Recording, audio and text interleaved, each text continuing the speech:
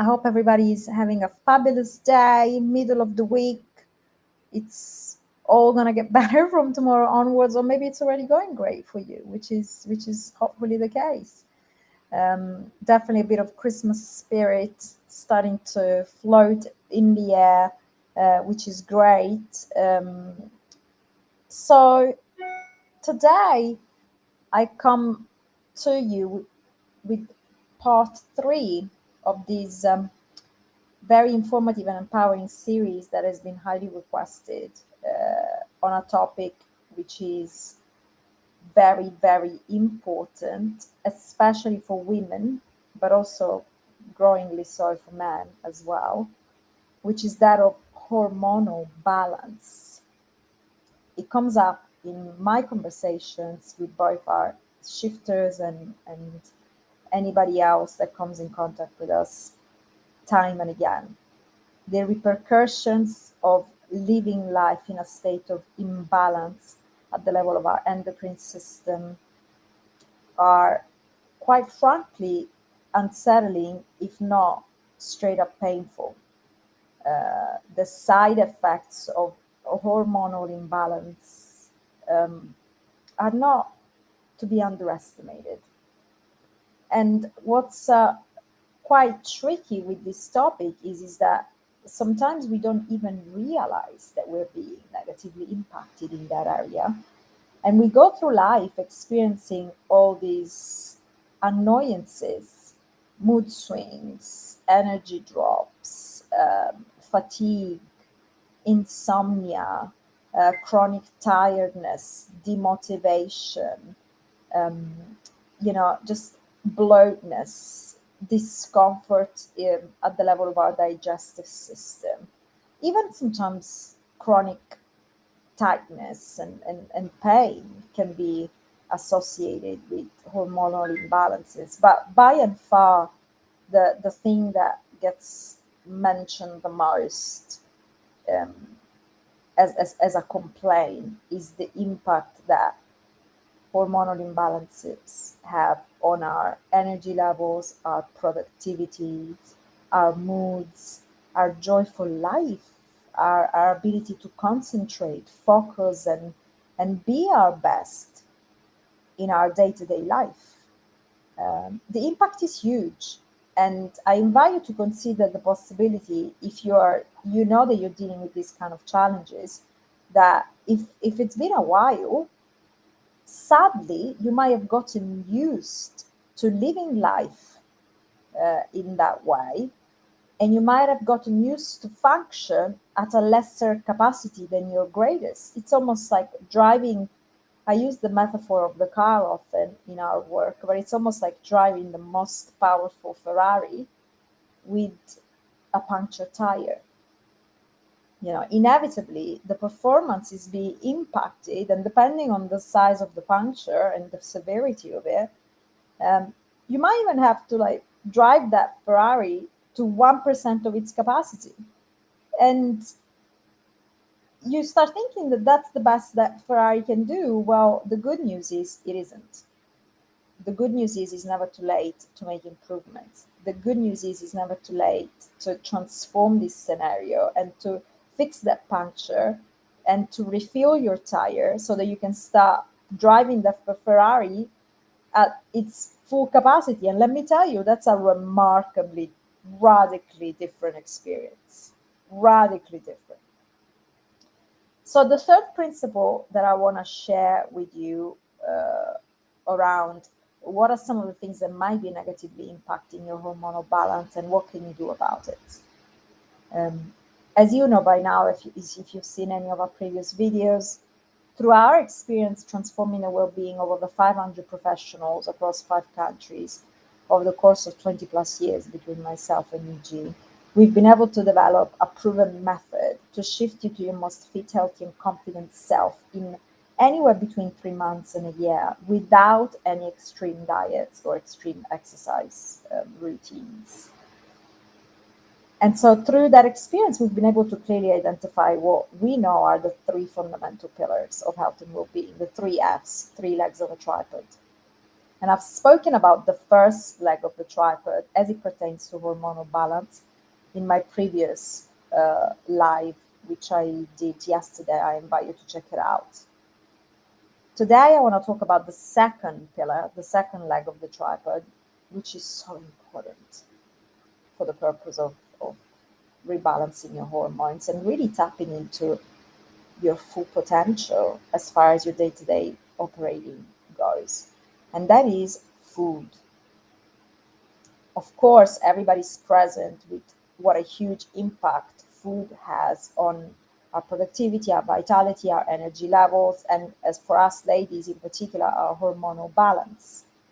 But I want to emphasize this connection even further today because I still see it being underestimated. And because of all the confusion around nutrition and food and all the myths and misconceptions around how certain foods maybe have a negative impact on our hormones. I hear a lot about soy and how soy should be avoided because it negatively impacts your hormones. There's a lot of confusion out there around this topic. It leaves us feeling quite powerless because a confused mind does nothing different. You know, it just keeps doing the same thing. Information overload is for real. Decision fatigue, if you're a female leader, whether it's a business leader or a family leader, is for real. You spend your entire life, your entire day making decisions on a million different topics, and you leave yourself last. And when it comes down to making decisions for yourself, you've literally run out of steam. You've got to realize at the very fundamental level that for the purpose of this conversation, hormonal balance, we want to break down foods into two categories. I'm oversimplifying this just because I want you to see it with greater clarity so that you can start making improvements. On one hand, there's foods that do not negatively upset your hormonal balance or very minimally do so. So let's put them on the right, which is your left. Okay, so think of foods that do not negatively impact your hormones or do so minimally that it's not even, you can't even perceive it. On the other hand, there's foods that absolutely may aggravate existing imbalances or may even cause imbalances, right? So for the sake of simplicity and clarity, let's divide foods into foods that do not mess with your endocrine system and foods that most definitely mess with your endocrine system. Of course, there's gray areas here, but I want to oversimplify just to drive this concept home, right? Foods that absolutely have no negative impact on your endocrine system and on your hormones are, generally speaking, foods that do not, in and of themselves, contain hormones.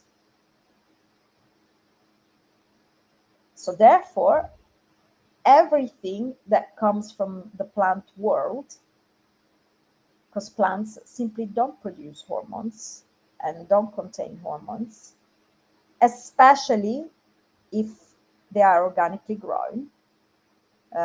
Pesticides are not hormones, they're toxins. It's a different matter.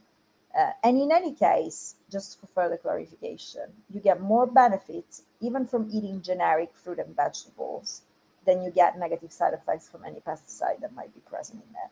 But in any case, any foods from the plant world do not contain hormones.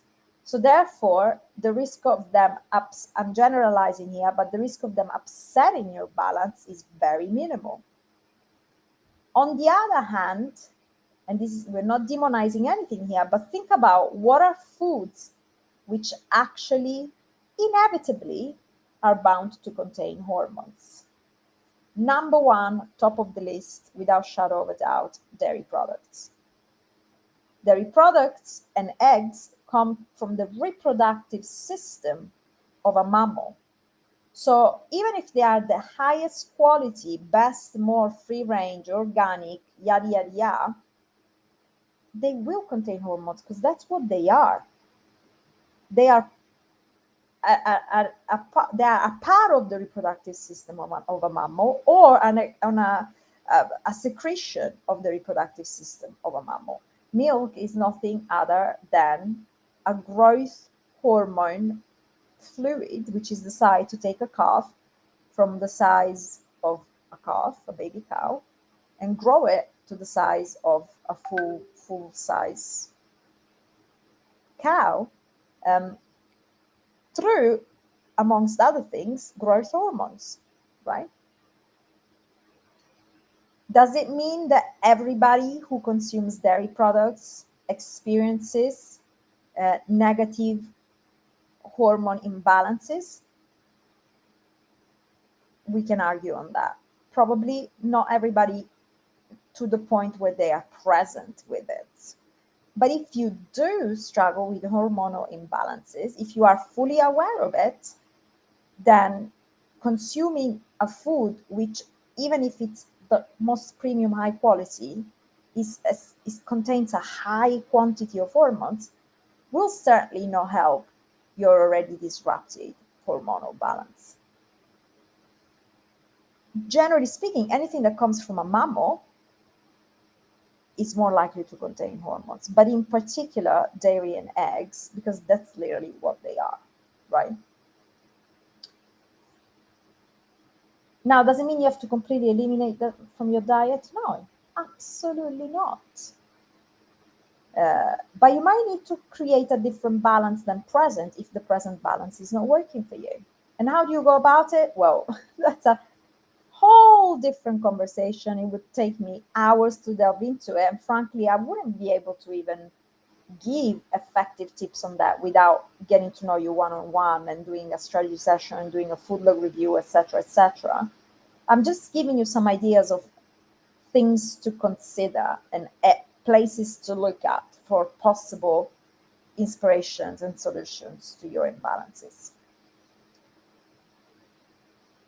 So the one most effective thing that you can do right now, which is completely free, no cost, easy peasy, to start empowering yourself around the food pillar with the idea of creating a greater balance with your hormones, is to download a free copy of my book. I'm going to put the link in the comments. wholeshiftmethod.com. Get a free copy of my book. I delve deep into the food pillar, how to strengthen it, the basic principles that you need to look at, how you should start implementing them into your day-to-day life. That's a no-brainer of a thing to do. Download a free copy of the book now and start taking a look at that. And then if you feel that this is worthy of a further conversation, get in touch, DM, whatever, and we can look at things in greater detail. It's a very personal topic. It's a very sensitive topic. It's a highly important topic, which I invite you not to underestimate, because you might not even be fully present with the real repercussions that this imbalance is having in your life. Please find this useful. Stay in touch if you'd like to do so. Download a free copy of my book, and I'll catch you soon. Ciao for now.